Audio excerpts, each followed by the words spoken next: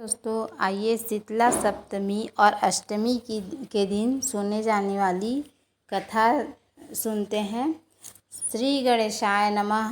एक बार शीतला माता ने सोचा कि चलो आज देखूं कि धरती पर मेरी पूजा कौन करता है, कौन मुझे मानता है। यही सोचकर शीतला माता धरती पर राजस्थान के डूंगरी गांव में आई और देखा कि इस गांव में मेरा मंदिर नहीं है और ना ही मेरी पूजा होती है। माता शीतला गांव की गलियों में घूम रही थी। तभी एक मकान के ऊपर से किसी ने चावल का उबला पानी मार नीचे फेंका। वह उबलता पानी शीतला माता के ऊपर गिरा, जिससे शीतला माता के शरीर में फफोले छाले पड़ गए।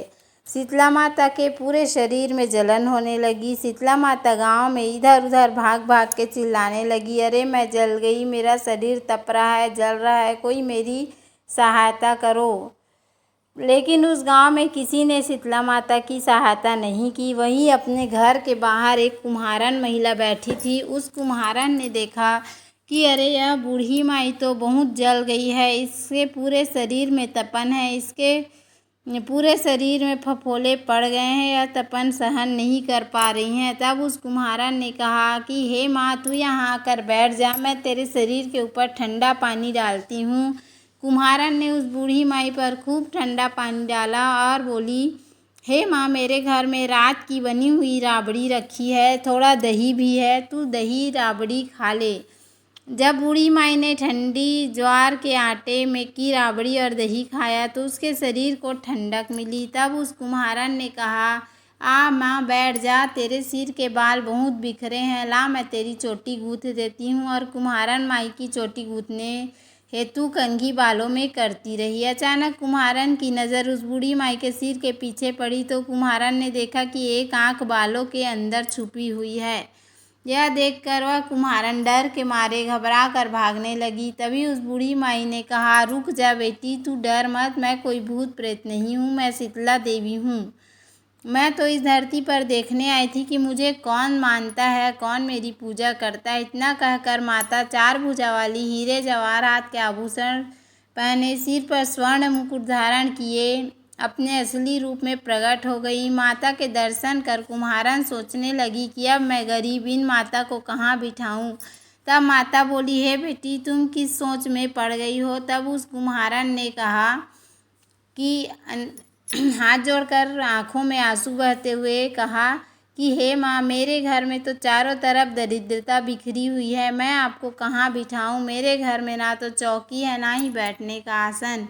तब शीतला माता प्रसन्न होकर उस कुम्हारन के घर पर खड़े हुए गधे पर बैठकर एक हाथ में झाड़ू, दूसरे हाथ में डलिया लेकर उस कुम्हारन के घर का दरिद्रता को झाड़ कर डलिया में भर कर फेंक दिया और उस कुम्हारन से कहा कि हे बेटी, मैं तेरी सच्ची भक्ति से प्रसन्न हूँ, अब तुझे जो भी चाहिए मुझसे वरदान मांग ले। तब कुम्हारन ने हाथ जोड़कर कहा, हे माता, मेरी इच्छा है जब आप इसी डूंगरी गांव में स्थापित होकर यहीं निवास करें और जिस प्रकार आपने मेरे घर की दरिद्रता को अपनी झाड़ू से साफ कर दिया, ऐसे ही आपको जो भी भक्त होली के बाद सप्तमी को भक्ति भाव से पूजा कर अष्टमी के दिन आपको ठंडा जल, दही, बासी ठंडा भोजन चढ़ाए, उसके घर की दरिद्रता को दूर करना और उस आपकी पूजा करने वाली महिला का अखंड सुहाग रखना, उसकी गोद हमेशा भरी रखना।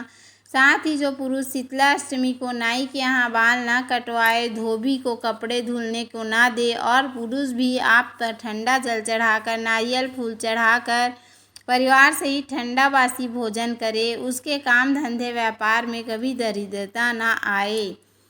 हे बेटी, जो तूने वरदान मांगे हैं मैं सब तुझे देती हूँ। हे बेटी, तुझे आशीर्वाद देती हूँ कि मेरी पूजा का मुख्य अधिकार इस धरती पर सिर्फ कुम्हार जाति का ही होगा। तभी उसी दिन से डूंगरी गांव में शीतला माता स्थापित हो गई और उस गांव का नाम हो गया सील की डूंगरी।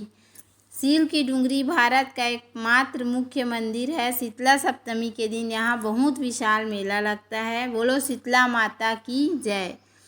एक कथा इस प्रकार भी आती है कि दूसरी कथा इस प्रकार है, एक बार शीतला माता धरती पर देखने आई कि कौन उसकी पूजा करता है। वे गांव में आई, लेकिन वहां किसी ने उन्हें नहीं पहचाना, ना ही पूजा की। सिर्फ एक गरीब कुम्हारन ने उन्हें पहचाना।